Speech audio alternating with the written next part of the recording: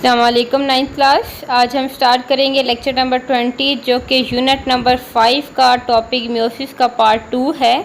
ठीक है, मियोसिस के पार्ट 1 में हमने देखा था कि जो नंबर ऑफ़ क्रोमोसोम्स हैं वो हाफ हो जाते हैं। डिप्लॉइड जो क्रोमोसोम्स हैं वो हैप्लॉइड सेल्स में डिवाइड हो जाते हैं। ये टाइप होती है सेल डिवीजन की जो कि जर्म लाइन सेल्स में होती है, जिससे जनरेशन इंक्रीज होती हैं। ठीक है, वेरिएशंस आ जाती हैं, जेनेटिक इन्फॉर्मेशन सेम जो है वो ट्रांसमिट नहीं होती पेरेंट्स से उनके ऑफस्प्रिंग के अंदर। तो अब हम देखते हैं, हमने स्टार्ट में प्रोफेज देखा। ठीक है, उसमें पहले हमने देखा साइनेप्सिस कैसे होती है। ठीक है, क्या मेटाफॉर्मेशन में जब वो अपने क्रोमेटिड्स को एक्सचेंज करते हैं, फिर जो है वो फिर क्रॉसिंग ओवर बेसिकली कहा जाता है। ठीक है, तो वो सारा कंडीशन हमने देख ली थी प्रोफेज में कि उसमें क्या होती है, कंडेंसेशन हो जाती है, क्रोमेटिन जो है वो कंडेंस हो जाते हैं। ठीक है, अब हम देखने जा रहे हैं मेटाफेज 1।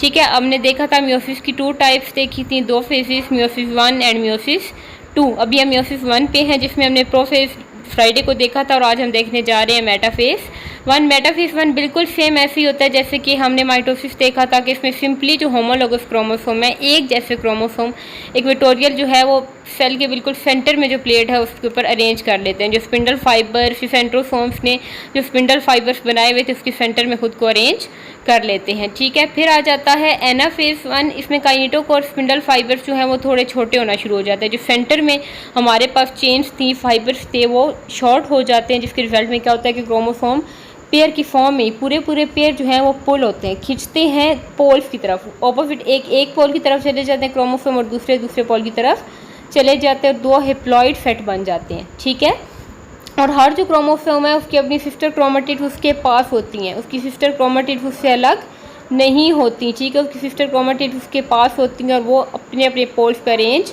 हो जाते हैं। फिर आता है लास्ट स्टेज टीलोफेज में क्या होता है, क्रोमोसोम जो है अपने अपने पोल्स पे पहुंच चुके हैं।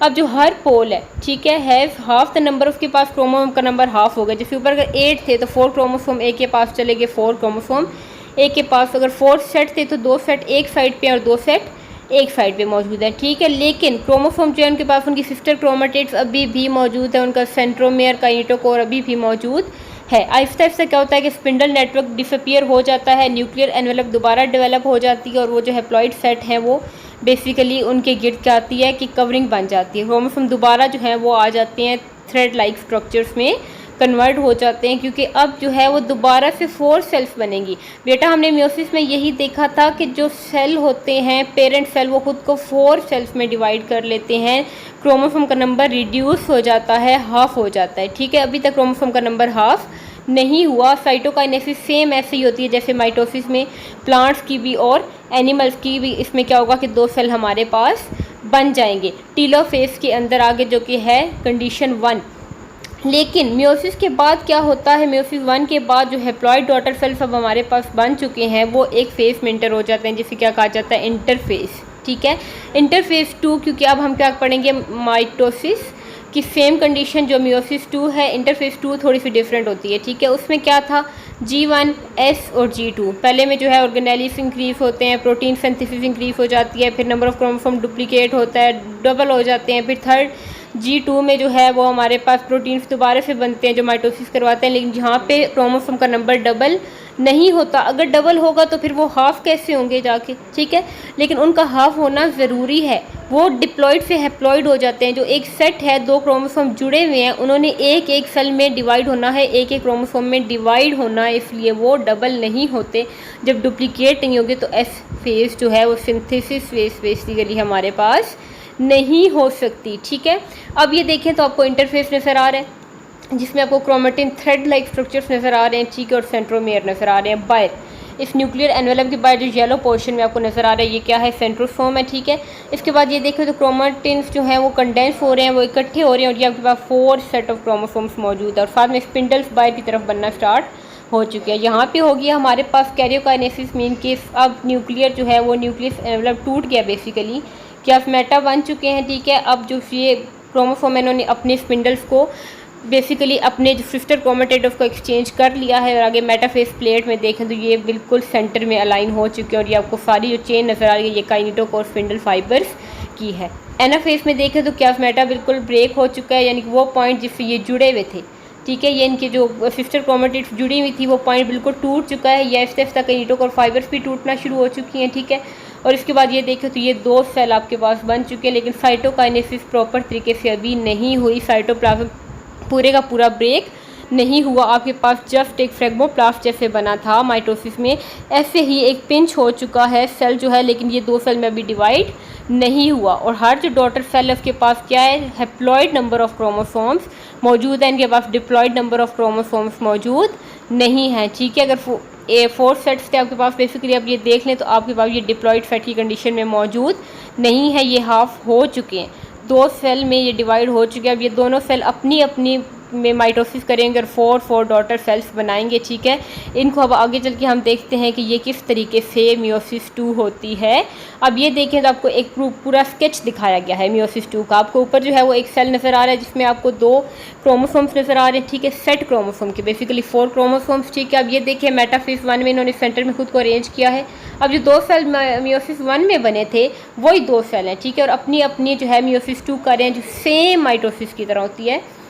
मेटाफेज प्लेट के बाद आप देखें तो एनाफेज में ये बिल्कुल जो है वो पुल हो रहे हैं अपने अपने पोल्स की तरफ, और फिर उसके बाद क्या हो रही है, टीलोफेज में ये 2 सेल में डिवाइड हो चुके हैं। ठीक है, और उसके बाद आप नीचे देखिए तो हमारे पास क्या बन चुका है, ये 4 सेल्स बन चुके हैं, हैप्लॉइड हैं, ये डिप्लॉइड सेल्स नहीं हैं। ठीक है, ये सेट की कंडीशन में नहीं है, ये 4 क्रोमोसोम्स बन चुके हैं, और इनके अंदर जो इन्फॉर्मेशन आई है पेरेंट्स की तरफ से वो भी टोटली चेंज हो चुकी है, क्योंकि मियोसिस के रिजल्ट में जो जनरेशन्स बनती हैं और उनके अंदर जितनी भी इंफॉर्मेशन होती है वो बहुत सारी जनरेशन्स में आगे जाती है। ठीक है, जैसे जितनी भी इन्फॉर्मेशन हमारे पेरेंट्स से हमारी बॉडी के अंदर आती है वही सारी इन्फॉर्मेशन हमारे जनरेशन्स के अंदर भी जाती है, उसके बाद उनकी जनरेशन्स में भी आती है इन्फॉर्मेशन। ठीक है, थोड़ी बहुत चेंजेस आती हैं उसके अंदर, लेकिन ज़रूरी नहीं कि सारी की सारी इन्फॉर्मेशन ही चेंज हो जाए।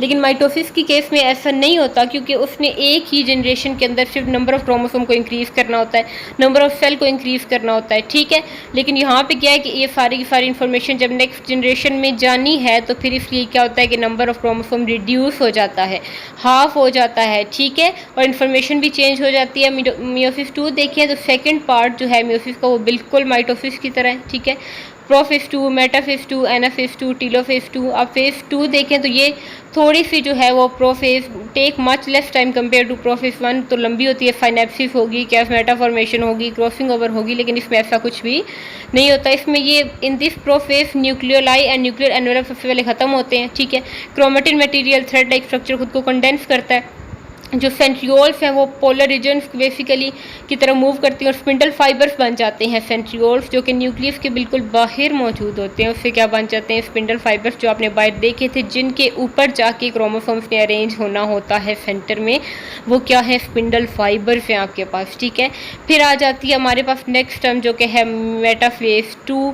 अब इसके अंदर भी क्या होता है कि जो क्रोमोसोम है बेसिकली वो अटैच हो जाते हैं सेंटर में, जैसे कि ऊपर हमने डायग्राम के अंदर भी देखा था। तो ये कंडीशन आ जाती है मियोसिस 2, ये सेम ऐसी होती है जैसे हमने माइटोसिस देखा था।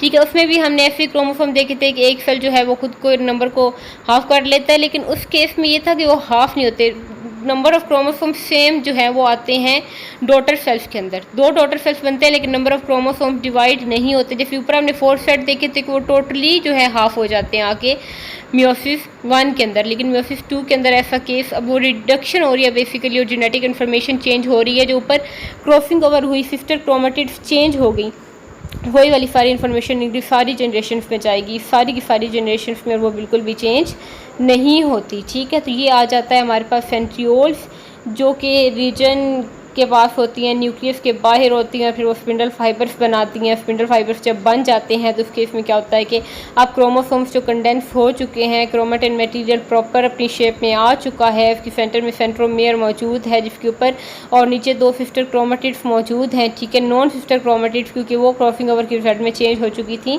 वो खुद को अलाइन करती हैं बिल्कुल सेल के सेंटर में। ठीक है, मेटाफेज प्लेट्स जिसको कहा जाता है। अब काइनेटोक और स्पिंडल फाइबर्स जो है वो बिल्कुल सेंटर में उसको अरेंज करवाते हैं, और उसके बाद क्या होता है, एनाफेज 2 जो कि सेंट्रोमियर्स को क्लीवेज उनको तोड़ती है सेंटर से, और सिस्टर क्रोमेटिड्स जो होते हैं वो खिंच जाते हैं, एक लेफ्ट पे और एक राइट पे। जो सिस्टर क्रोमेटिड्स को जो बेसिकली हमारे पास क्रोमेटिड्स खिंच जाते हैं, ये सिस्टर क्रोमोसोम्स के होते हैं, और ये अब जब ऑपोजिट पोल्स की तरफ चले जाते हैं तो फिर क्या होता है, टीलोफेज 2 जिसको हम क्या कहते हैं कि अब इसके अंदर दोबारा क्रोमोसोम्स जो हैं सारे के सारे क्रोमेटिन धागे नुमा साख्तों में तब्दील होना शुरू हो जाते हैं। ठीक है, न्यूक्लियर एनवेलप दोबारा से बन जाता है, सेल वॉल टूट जाती है, सेंटर फिर क्या करती है कि पूरे की पूरी एक डॉटर सेल को कवर कर लेती है, ठीक है। और each with the haploid set of chromosome, और दोनों जो सेल हैं उनके पास हैप्लॉइड सेट ऑफ क्रोमोसोम आ जाते हैं, यानी कि डिप्लॉइड क्रोमोसोम्स मौजूद नहीं होते। उनका सेल जो है वो बेसिकली क्रोमोसोम सेपरेट हो जाते हैं, उनका नंबर रिड्यूस हो जाता है, और जितने भी क्रोमोसोम्स बनते हैं हमारे पास यही वाले क्रोमोसोम्स जाते हैं नेक्स्ट जनरेशन्स में, और यही वाली जो चेंज इन्फॉर्मेशन है ये भी जाती है नेक्स्ट जनरेशन के अंदर, जिसको जेनेटिक वेरिएबिलिटी कहा जाता है। इसके बाद हमने जो है वो स्टार्ट में इंटरफेस देख लिया, सेल साइकिल की डेफिनेशन, उसकी 2 फेसेस, इंटरफेस एंड माइटोसिस, ठीक है।